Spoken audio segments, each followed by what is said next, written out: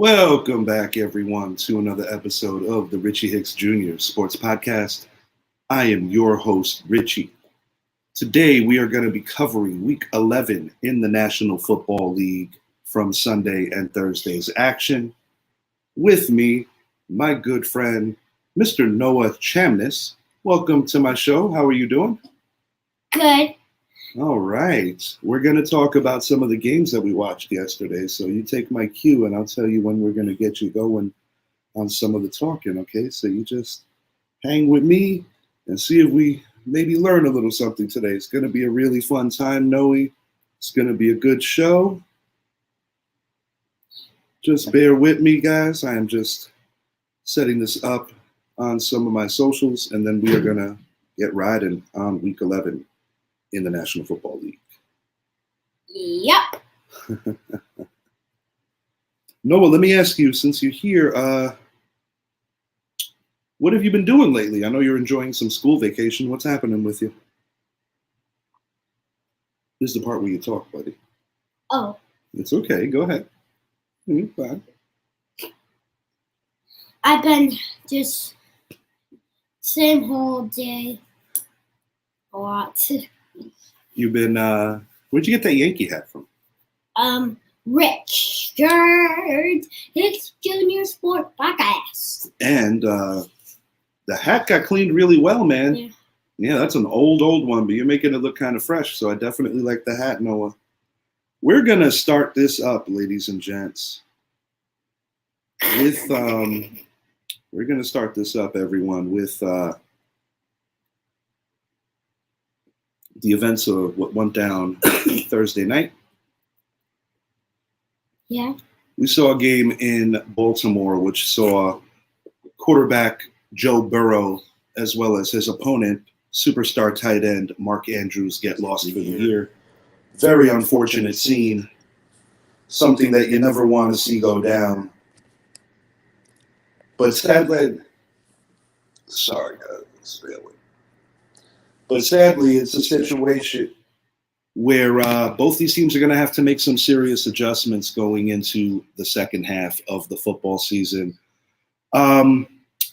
Interesting caveat that I had a conversation with my co-host, Mr. Idris Salam, is that he actually feels very confident with the Cincinnati Bengals backup quarterback situation. Now, it's never easy when you join a game after an injury like that, when you kind of get thrust into the fire. But I believe that the Bengals might actually be okay. They're going to have to rely heavily on their run game and get their backup quarterback up to speed with the playbook. As the Ravens go, you feel terrible for Mark Andrews because this is a legitimate chance for him to be a part of a Super Bowl champion. But I do believe that Isaiah Likely is going to seize the opportunity, and he is going to really do his thing out there. And I believe that the Baltimore Ravens, despite the unfortunate injury, are actually going to be all right. And if I'm a Raven fan, I don't think this is a cause for panic. I think the Ravens will legitimately be okay. As the North goes, this was a week that saw a defensive struggle go down between the the Cleveland Browns and the Pittsburgh Steelers. Little bit surprised. Cleveland has been reduced to actually signing former Super Bowl MVP, basically coming off his couch, Mr. Joe Flacco, to be an emergency backup. But Cleveland's identity has not been swayed despite the injuries to the quarterback position. They play hard-nosed defense. They run the ball. And they did it against a well-coached Steelers team who has been the beneficiary of winning a lot of these 50-50 games, a lot of these close games. So you got to give credit where it's due. And I believe that the Cleveland Browns are very much headed in the right direction as well. And I have a feeling that although they might have the least experience at the quarterback position, they are actually in a decent position right now. And I think they're going to be just fine. I think the Steelers, Mike Tomlin, hard to ever count them out, given that just given the acumen, just given the consistency of how well they arrive and they finish out seasons. You know, this is a team that no matter what's going on with them, always manage to never have a losing season. It's a credit to the coach. You know what? I need you to focus here, Pally boy. You sure you want to be in here? All right, let's smile. You got that cute little face. Let's smile. All right. Gonna click it over. By the way, that's Mr. Ryan. He's saying hello, little man. You can talk to him. How you doing? He's watching right now. Say hi to Ryan. Hi. He's a big 49er fan. You know, the guys whose helmets you think are kind of cool. Me too. Yeah, you like. I don't know about you're a 49er fan, but I know that you like. I know that you like the gear. Let's leave it at that. They do have sexy garb. I will give the 49ers that much. We're gonna move it along to tonight's Super Bowl rematch. We've got a big game going down in Kansas City as the Philadelphia Eagles will be traveling to Arrowhead Stadium to take on the defending Super Bowl champion, Kansas City Chiefs. Chiefs. I think in this one, we're going to be looking at quarterback Patrick Mahomes and tight end Travis Kelce. Big night for the Kelce family. I understand that the Swift and Kelce families are meeting full circle all the way. Not trying to get into like the outside of football element, but it's going to be an electric atmosphere in Philadelphia. You got two brothers reconvening. They have a wonderful podcast, the Kelce brothers. They play on opposite sides of the ball, but they're going to be going head to head tonight, which is exciting. I believe keys to victory for each team. I'm going to start with the Philadelphia Eagles. If the Eagles can run the ball efficiently, something that they've been able to do with a committee backfield for many years, I think you got to shorten the game. I think you got to have Patrick Mahomes sit on the bench. In contrast, I think the ultimate decider for who's going to win this game comes down to the front lines. You have undeniably the best offensive line in professional football in the form of the Philadelphia Eagles. And Kansas City's front seven, which has been directed, instructed, and somewhat created by former Giants defensive coordinator, Steve Spagnuolo. When people think about Kansas City in previous years, they think about an explosive offense. Right now, what the Kansas City Chiefs have going for them is they are implementing the run game better than in previous years. And while they don't have the explosive players in that offense, like a Tyreek Hill or like a downfield blocker, like a Juju Smith-Schuster, what they do have going for them is Travis Kelce is an all-world tight end who puts up receiver numbers.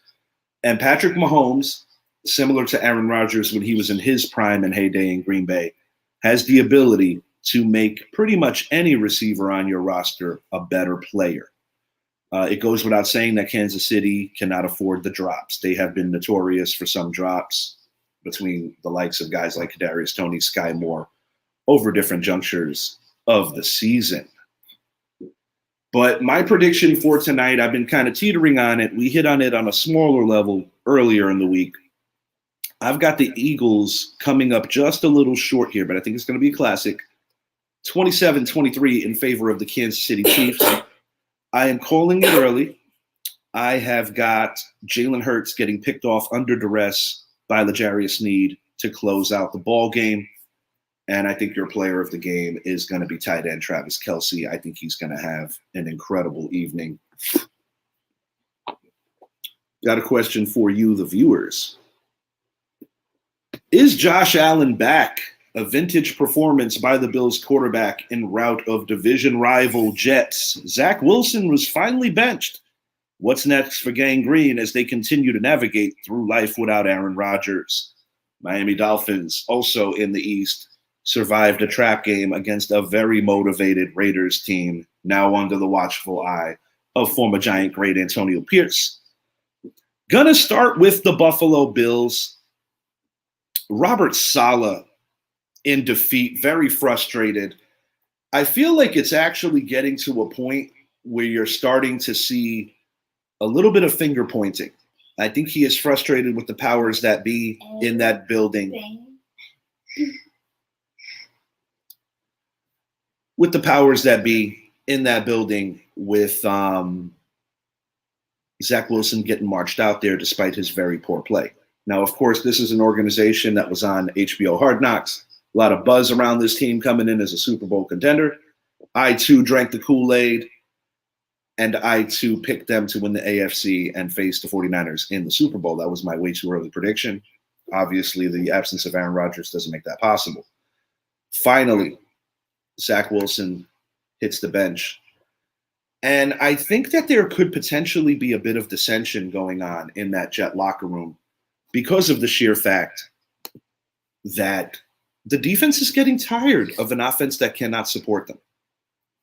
And yesterday, the Buffalo Bills, as Tony Romo stated, did something that nobody consistently has been able to do to the New York Jets, and that's basically run down their throat. It is quite remarkable the way that they were able to do that. And ultimately what happens in games like this is that when you don't have an offense that can go step for step, the defense, unfortunately, is just going to get tired. We also saw that happen with the other MetLife team yesterday, and I'm going to hit on them in a moment. I would say the story of this game is the reemergence of Josh Allen. He has been under a ton of scrutiny, as has head coach Sean McDermott. You know, Buffalo, a bit of an underachiever going into this game, only 5-5. And this was a must-have win, especially since they lost the original game of the season on 9/11, the Aaron Rodgers injury game. Very emotional Jets win for obvious reasons. The Bills are week to week right now. Josh Allen, despite the gunslinger mentality, and sometimes Bills fans get a little frustrated with the interceptions, I think he's a superstar in this league. I think he brings a skill set that is special. I kind of tell people that if Brett Favre and Ben Roethlisberger had a football baby, you have Josh Allen. Buffalo, despite having more losses than I believe they should, still very much a player when it counts. Von Miller and that defense need to step up and get healthy. But I do believe that this is a make or break year for the future of Coach McDermott. And while we talk about coaches, and then I'll round it back to the other MetLife team, I got a question for you, the viewers. Is the hot seat warming? Will the Commanders and Chargers move on from Ron Rivera and Brandon Staley at head coach after the latest disappointing losses to the Giants and Packers, respectively? I'm going to start with the events in Lambeau Field. Feel-good win for the Green Bay Packers. You know, it's been a trying season. First-year starter Jordan Love has definitely been going through it. He's had definitely a bit of a learning curve. You know, whenever you replace a four-time MVP, perennial MVP candidate in the form of formerly number 12, now number 8, Aaron Rodgers, your team is going to take a step back. My best wishes to both Aaron Jones and Bosa. You never want to see guys get injured. I hope that they both have quick recoveries. But as the game goes, in typical fashion, the Chargers just cannot hold a lead, and they were not able to do what they needed to do in order to win the game. I think somebody's taking a nap over here. You like this podcast room. Comfy, right? Enjoy yourself. Oh, scared me. As the Giants go and they're upset with the Washington Commanders, this is a team that's down to third-string quarterback Tommy DeVito, who has endearingly told Giants Nation that it's been a blast living at home, that mom still makes his bed, still hooks him up with the chicken cutlets. Let me ask you a question. You make your bed? Yes. That's a lie, folks. You do not make your bed. Sometimes I used to. When did you used to? I don't remember this. Well, I used to was like when I was like a little what in my birthday when I turned 6. And then I stopped basically it was at way over on January. I make my bed every day in January.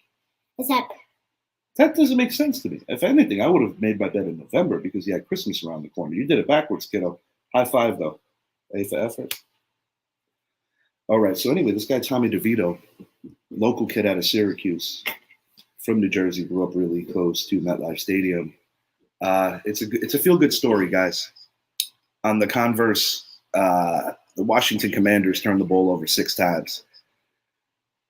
Sam Howell going into this week, leading the league in passing yards, member of the Washington Commanders. And it's a transition year, but I think Ron Rivera, with the emergence of Eric Bieniemy essentially being the second man in charge, the assistant head coach, he was brought in for a reason. And I think out of respect for Riverboat Ron, that has been there for a long time and is well respected by his peers around the NFL, I think it'll be a merciful, possibly a resign after the year is over. I don't think he'll get canned in season.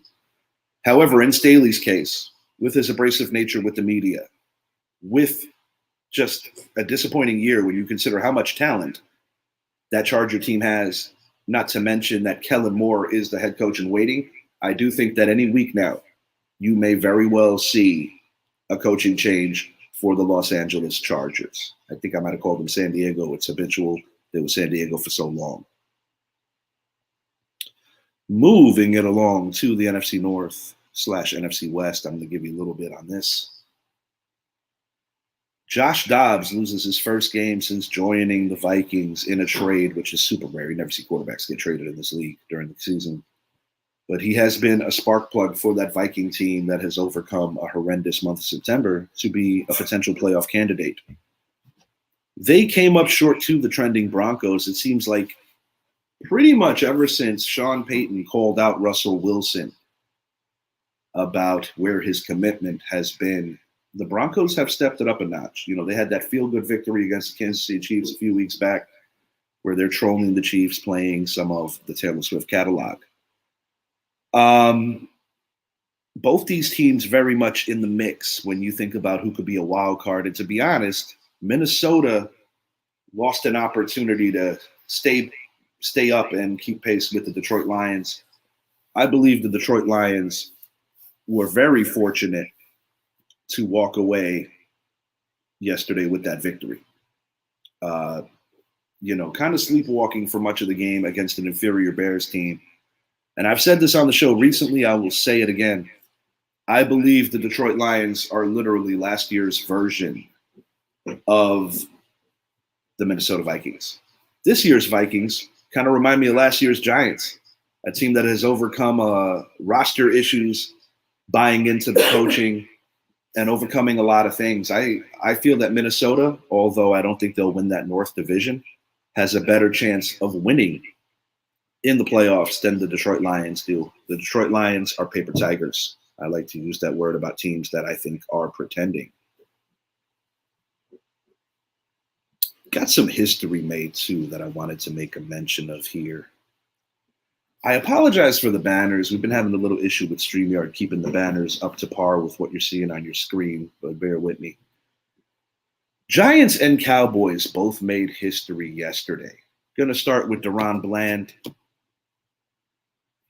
Deron Bland ties an NFL record for most pick sixes in a season, and he has a chance at the record, as they are still very much in contention of having more opportunities like that. It went down kind of quick, and it happened ever so fast. Tony Pollard hits the end zone against literally the worst rush defense in the NFL in the form of the Carolina Panthers. Bryce Young tries to make a throw to Jonathan Mingo to the house. Deron Bland. And although I don't like to talk good about the Cowboys, it's my responsibility to be fair on the show. And I want to say that I believe the Dallas Cowboys are showing a better mental toughness than they have in previous years.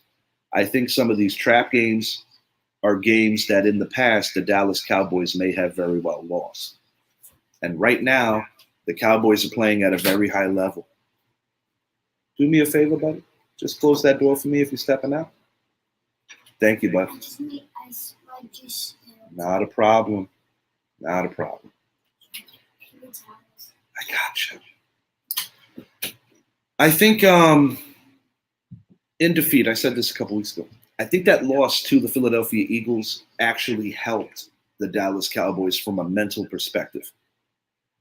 It's been an easy knock on the Dallas Cowboys that they have not defeated anybody worth mentioning right now. But I believe in the NFL, you play who's on your schedule. And I also believe that just because you take an L to a team earlier in the season, it doesn't necessarily mean that you're going to not have a different result later. It goes without saying that the big monkey on the back of the Cowboys for the better part of over 2.5 decades has been getting past the second round. Since their last Super Bowl victory with Barry Switzer, who replaced Jimmy Johnson, that was Jimmy Johnson's team, as we all know. Gruden did something similar with Tony Dungy's guys. My ultimate point here is I believe that the Cowboys are battle tested. I think that they are more mentally tough. I think this is a team that when the chips are on the table does have the ability to go into a place like Philadelphia and potentially pull off the upset. Reason why I have a high faith in that is because I don't believe the Philadelphia Eagles have the same caliber of results in their secondary as they did in previous seasons. I think the back end of that defense is a little bit on the leaky side. And I do believe that the Dallas Cowboys, if they get the running game going, Dak Prescott right now, and I can't believe I'm even saying this, is a legitimate MVP candidate.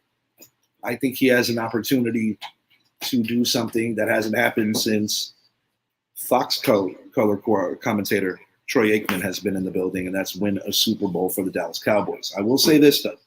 Their schedule is going to start beefing up, and it's not going to be easy for them to catch the Philadelphia Eagles. It is huge for the Cowboys today if the Kansas City Chiefs can pull off the home victory against the Philadelphia Eagles. There's another meeting that still has to go down in Dallas. But when I take into consideration that the Philadelphia Eagles, this juncture of the year, do not have a loss against anyone in the NFC, it is going to be very difficult to catch them. But I do believe that in the playoffs, with the familiarity aspect of it, a third matchup could go either way. I'm kind of tipping my hat and saying that I think they're going to finish the season with a split.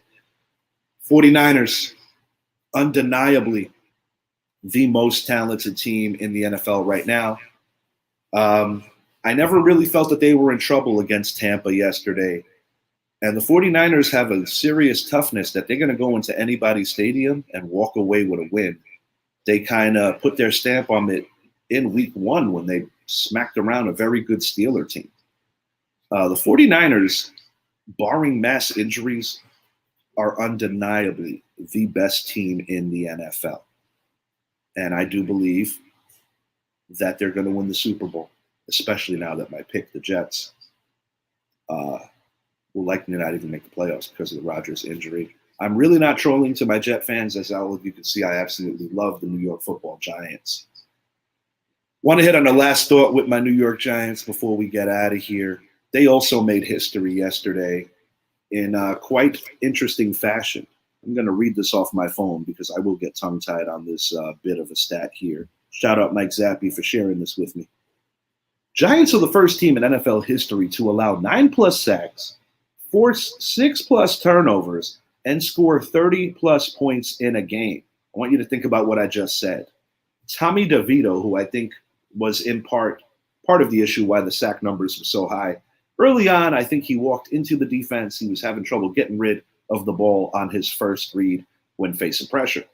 I think Daves and Kafka sat him down, kind of talked him through it, how to minimize those situations. Kid showed a lot of toughness, but I got to say this, Giant fans, do better. I've been seeing all kinds of memes and all kinds of nonsense that he's already better than Daniel Jones. I'm like, guys, with all due respect, it's a bad sample because Daniel Jones has literally owned. Thank you, baby.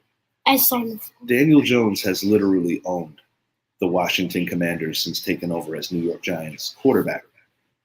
And my thing is this, guys. When you hand the ball over 6 times to the opponents, you better throw for almost 250. Giants only won this game by a score. It felt good to win a division game. It doesn't matter what year it is. Giants' pride, to me, is more important than draft position.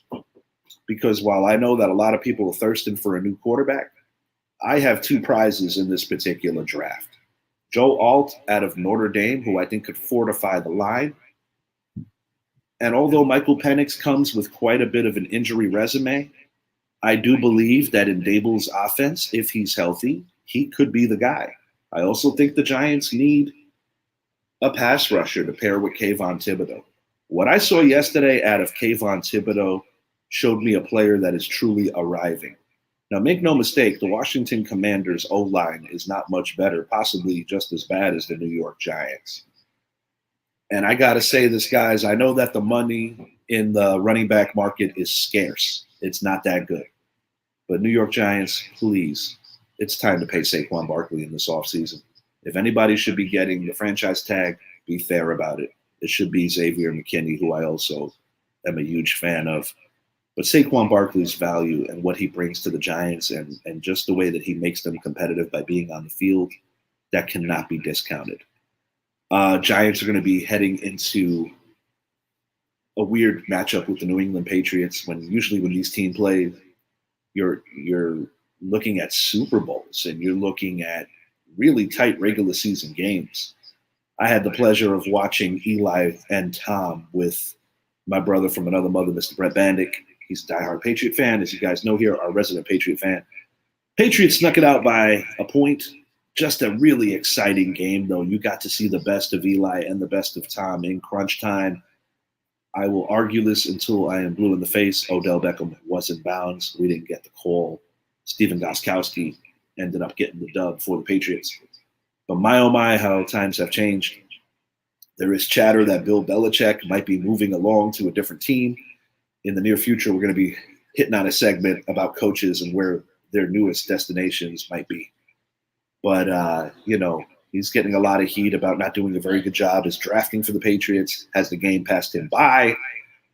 And with some of these coaching opportunities that are going to be opening up, no matter what you think about Bill Belichick, there's going to be a lot of teams that'll be looking for his services. And I respect the man, because were it not for him and Coach Parcells, the Giants would not have probably won those first 2 Super Bowls that they did. So nothing but respect for Mr. Belichick, and I know he will be a Hall of Famer in time. As the Giants go, I understand that people are tripping and they want to get the most premium draft capital. But you got to understand something, folks. Mediocrity and just flat out being terrible is not acceptable. And people have jobs that they got to do because they want to be back on the team next year. So for what it's worth, I always think that you have to be a professional no matter what the outside noise is. And yesterday, for a couple of hours, I think the New York Giants succeeded at that. Dallas Cowboys right now are my strongest wild card that could really make a serious punch. Miami Dolphins, not to my surprise, struggled against the Raiders. The Raiders have a different outlook on things since firing Coach McDaniels and their recently fired GM. I love Antonio Pierce to keep that job. I hope they learn their mistake from not keeping Bisaccia a few years earlier. Hit me in the comments, guys. What are your takeaways from Week 11 in the league? I do believe that Cincinnati Bengals, it's going to be a challenge. But I want to hold my co-host accountable here. He feels really good about their backup. And he is an avid college fan and follows everybody. He's going to be hitting you with a nice preview with regard to the top 5 and one of the biggest games every college season, talking about the Michigan Wolverines locking horns with the Ohio State Buckeyes. I have an uncle who actually has a degree from both universities. You don't see that every day. It's going to be a hell of a war. Noah, is there anything that you would like to add before we get out of here? Okay. Come on in. Let them see Wait, it. I forgot something to show you. Okay, you do that, and I'm going to talk to the people for a moment. You talk for a moment. Okay, don't take too long. We got to get going soon. Good show today. I approve. It's my show, so I'm giving myself one of these. But now, for real, keep an eye out for the college preview. Also want to let the viewers know that this has been something that we've been wanting to do for a while, that we're going to be doing soon, with this year being the 50th anniversary of hip-hop. I want to do a round-robin style tournament of some of the greatest MCs to ever do it. And we are going to, similar to what we did with the movie shows, similar to how sports do brackets, we're going to be doing that with some of the best MCs, and it's going to be a panel, and you might have some controversial results. I look forward to seeing what my panel says about that. What do you have for us, Noah? Okay. Look at the front. Who's this guy supposed to be? It's a cat from New York Giants. Not the black cat that cursed us in the Dallas game, right?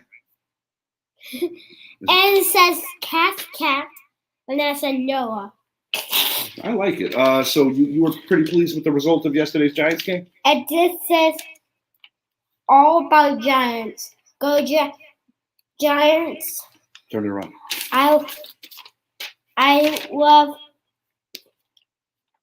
Giants have a Super Bowl. 4 of those. Most recently, 2011. That's why I said have a Super Bowl. Because I want them to have one more. Got to tie Dallas. Yeah. Thanks for hanging. Say goodbye to everybody. Bye. Wish them a good day. We wish you have a good day. And please like and subscribe to the channel. And please like and subscribe to the channel. The Richie Hicks Jr. Sports The Podcast. Richie Hicks Jr. Sports Podcast. Until next time, we're out. Yeah.